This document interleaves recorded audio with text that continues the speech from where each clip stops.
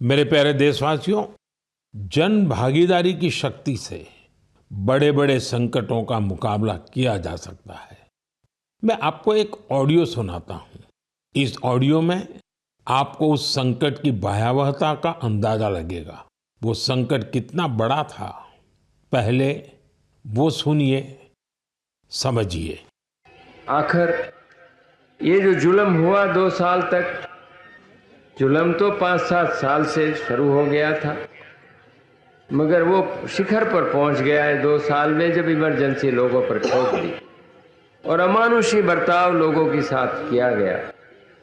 लोगों के स्वतंत्रता के हक छीन लिए गए, अखबारों को कोई स्वतंत्रता न रही, न्यायालय बिल्कुल निर्बल बना दिए गए और जिस ढंग से 1 लाख से ज़्यादा लोगों को जेल में बंद कर दिए और फिर अपने मनमानी राज की ओर से होती रही, उसकी मिसाल दुनिया के इतिहास में भी मिलना मुश्किल है।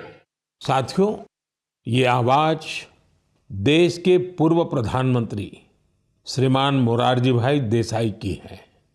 उन्होंने संक्षेप में लेकिन बहुत ही स्पष्ट तरीके से इमरजेंसी के बारे में बताया।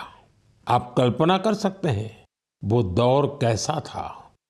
इमरजेंसी लगाने वालों ने ना सिर्फ हमारे संविधान की हत्या की, बल्कि उनका इरादा न्यायपालिका को भी अपना गुलाम बनाए रखने का था।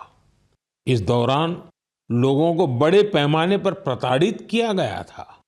इसके ऐसे अनेक उदाहरण हैं जिन्हें कभी भी भुलाया नहीं जा सकता।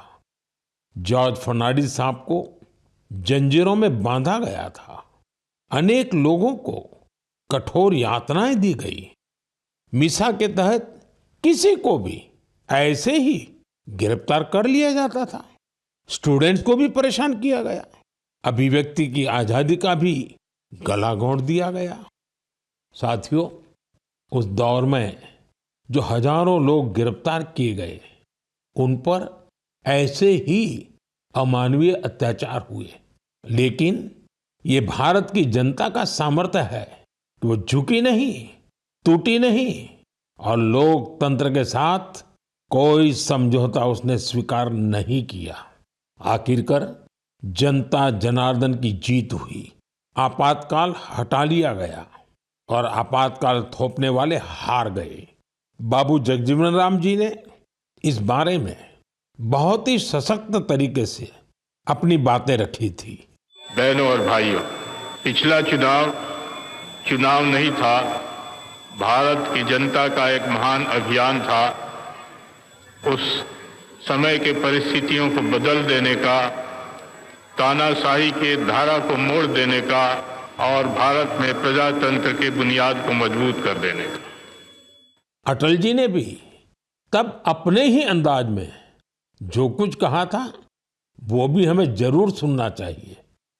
बहनों और भाइयों, देश में जो कुछ हुआ उसे केवल चुनाव नहीं कह सकते।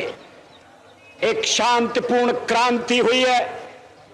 लोक शक्ति की लहर ने लोकतंत्र की हत्या करने वालों को इतिहास के कूड़ेदान में फेंक दिया है।